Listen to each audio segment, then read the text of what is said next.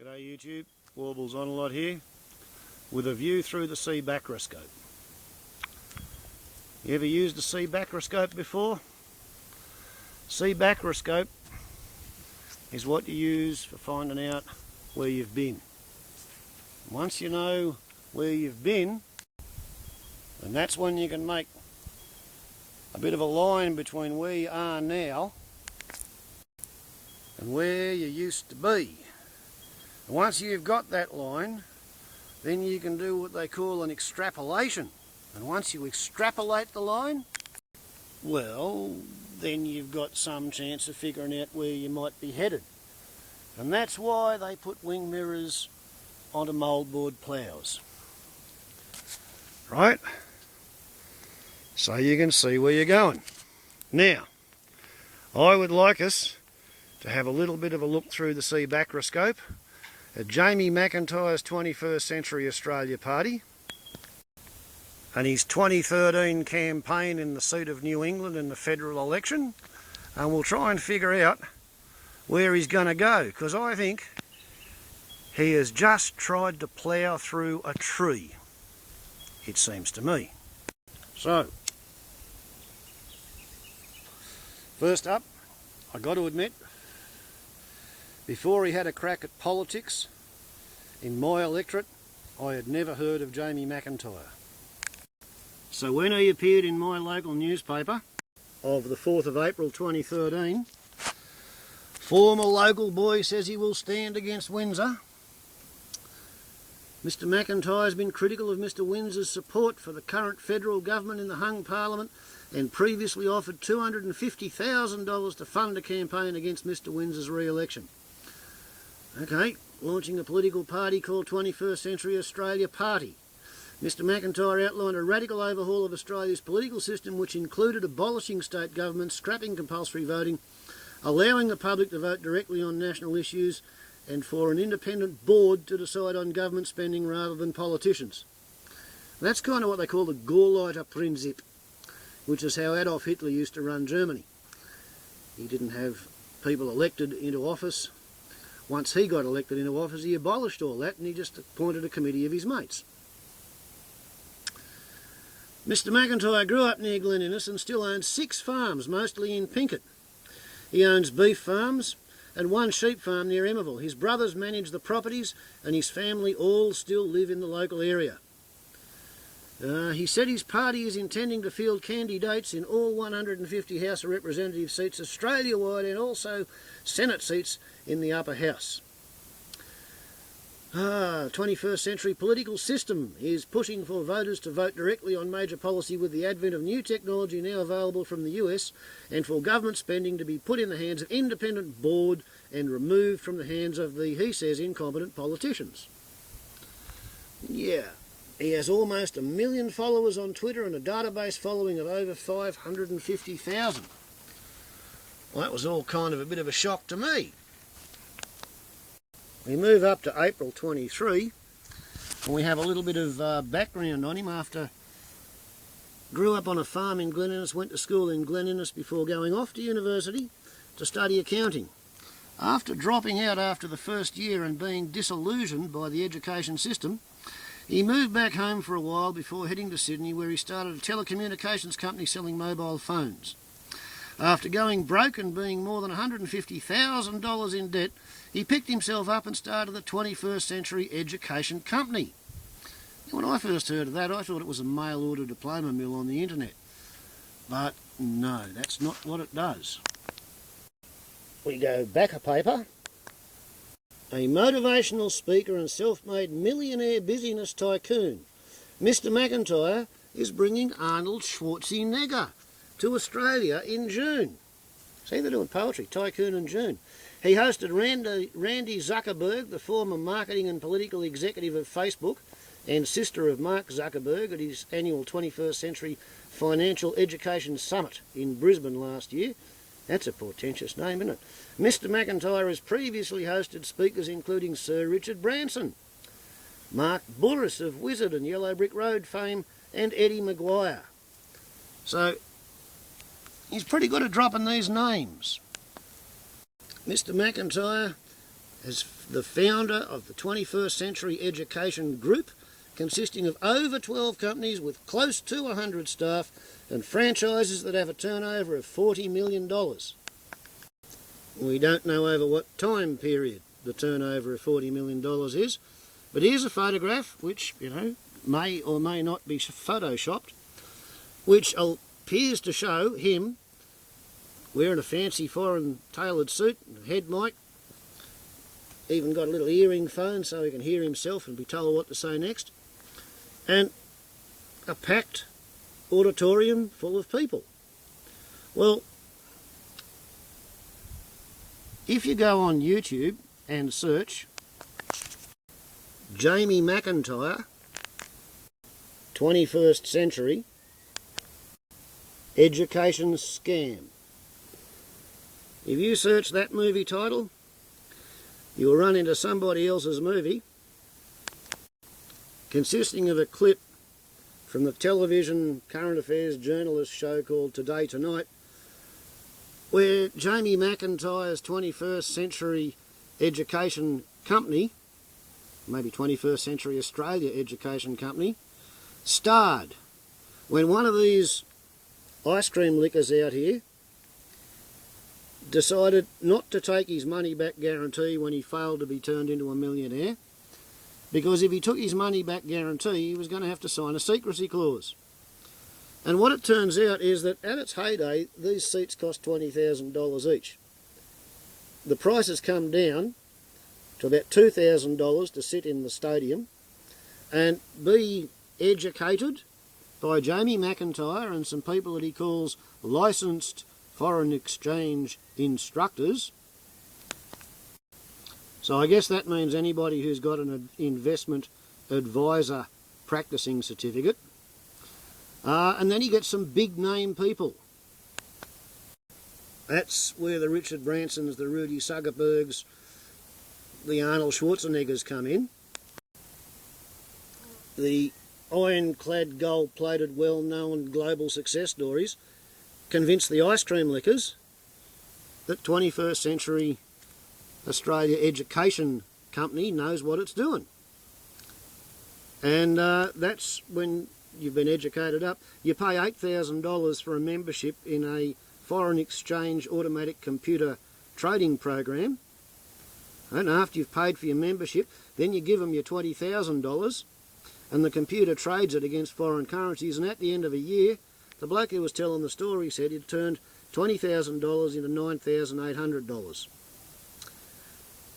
And that's when he asked for his money-back guarantee and was told his money-back guarantee didn't cover the money he'd lost on the foreign exchange trading, so that's $10,500 gone. It didn't cover the price of his admission ticket, anywhere from $2,000 to $20,000. What it covered was his membership fee in the automatic trading program club. So he said, I'm not going to sign a secrecy agreement, I'm going to go public. And therefore it was on television, and wasn't because somebody put it on YouTube. And when I put up my first movie about this bloke, somebody put a comment on my thread and sent me there. So that's how I got educated about the 21st Century Australia Party and where it comes from. And it already starred in a TV investigative journalism program into Confidence Tricksters. And so the campaign unfolded.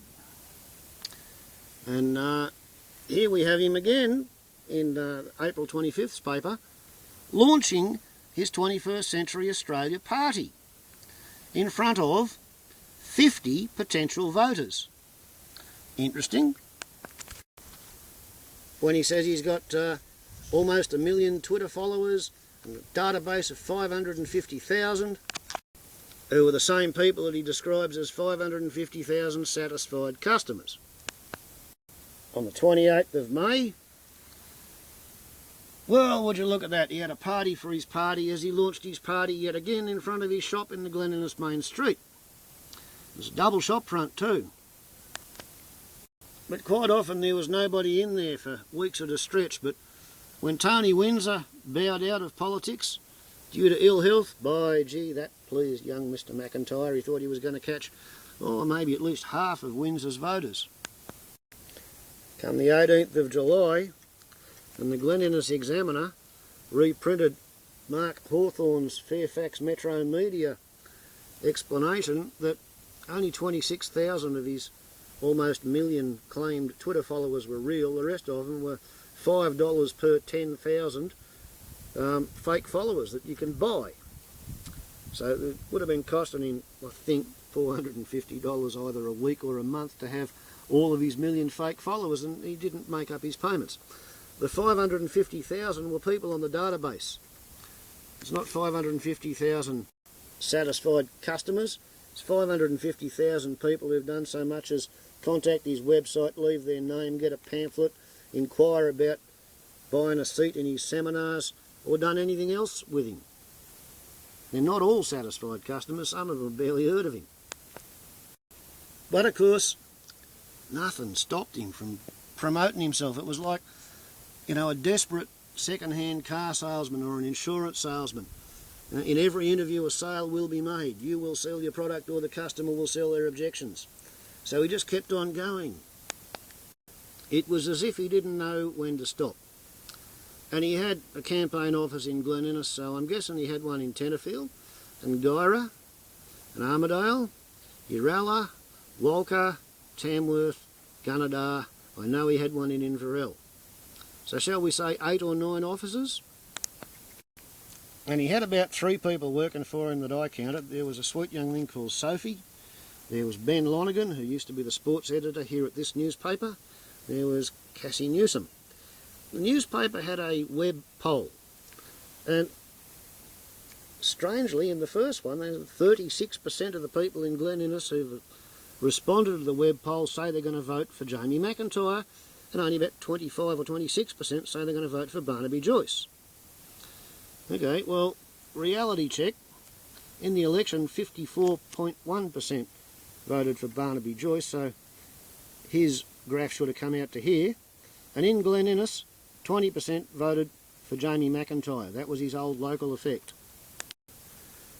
And if there was somebody using different computers and different URL addresses to log in and say they were different people and say that lots and lots and lots of people were going to vote for Jamie McIntyre, that might explain why almost 50% in the final poll of Glen Innes Examiner website said they were going to vote for Jamie McIntyre, and 40% said they were going to vote for Barney Baby Joyce.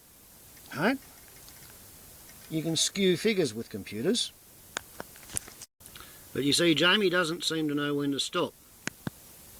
As evidenced by here, where Mr McIntyre was a bit short of details, and although he's releasing a 24-point plan in the next few days to accompany his public meetings, 24-point plan, which has 25 points in it.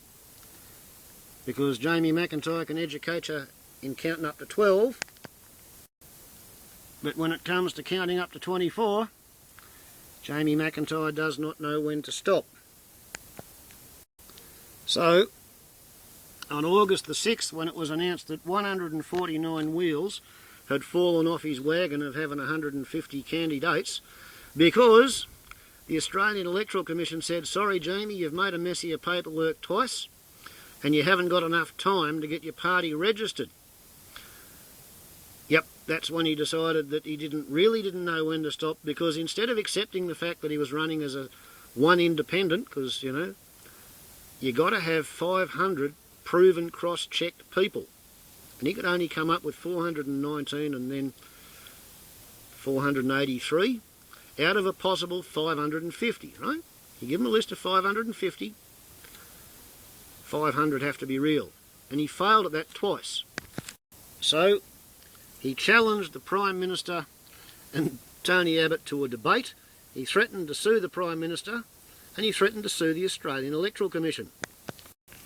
Okay, he gave them 2 lists which contained non-existent names of people who weren't real, and he called that the time it took to cross-reference his original application was unreasonable to the point of being grossly negligent. Deliberately grossly negligent. Whereas I would say that submitting a list containing non-existent people while claiming to register a political party I would say that's deliberately, grossly fraudulent. But like I said, Jamie doesn't know when to stop. And I guess he must have figured that he had enough friends locally that he could skew things in his favour, like for the local newspaper to stick Barney Baby Joyce, who won the election, with Jamie McIntyre in the middle between him and Rob Tabor, who came second, and Stephen Hewitt from Country Labor, who came third. Photo unavailable, which is where Jamie actually came fourth, surprised me. He thought he could get enough favourable press to skew things, because he's a true believer in himself and his own ambition. And he's been used to scoring with his public motivational speaking practices. So we come to the first paper after the election. Joyce wins, as expected, 54.1% of the vote. Compare that to Tony Windsor, who used to get about 72% or something. Runner-up was independent Rob Tabor with 14.26% of the vote, followed by Country Labor's Stephen Hewitt, 11.72%. Jamie McIntyre, 6.77%. It's about 6 times better than I thought he'd do. Palmer United Party's Philip Gurley, 5.19%. The Greens' Pat Schultz, 4.3%. One Nation's Brian Detman, 1.67%. Christian Democrat Party's Aaron Evans, 1.62%. Citizen Electoral Council's Richard Whitten, 0.38%. Of the 102,115 enrolled voters in the electorate, 4,834 or 5.62% voted informally. Mr McIntyre fared better in his hometown, attracting around 20% of first preferences from those voting at the Glen Innes polling stations. Yesterday's Age said that he got $13,750 at $2 per vote for the 6,913 people who voted for him. And he reckoned he had $250,000 to spend. Okay? On his campaign offices, one of them for 6 months, some for possibly 2 months. So let's say that, he might have spent $12,000 in rent. He had wages for 3 people for 6 months, shall we say, $36,000 perhaps. All the travelling around. And former local boy used to turn up in a shining silver Humvee with 21st Century Australia on it. Then it was a red Ferrari with a black soft top. Then it was a black Ferrari with a black soft top. And then somebody must have told him that wasn't going to play well in the country. So all of a sudden, it was a Holden Colorado. TV ads, 57 posters illegally put on the Highway Road Reserve, ads on radios, ads in newspapers. If he only spent $100,000 getting 6,913 votes, it would have cost him $14.20 to get each vote. They gave him $2 back for each one, so he lost $12.20 per vote. So he's just lost his operating capital. He's now got no successors behind him to point to. He's made himself look like the kind of half-wit that 93% of the electorate said, go away, we don't want to know you. He's back to being an unemployed second-hand car salesman. That's if he owns the Ferraris and the Hummer, and I'm going to bet they're leased. So that's Jamie McIntyre's 21st Century Australia Party through the Seebackroscope. Warbles on a lot to YouTube. Ciao.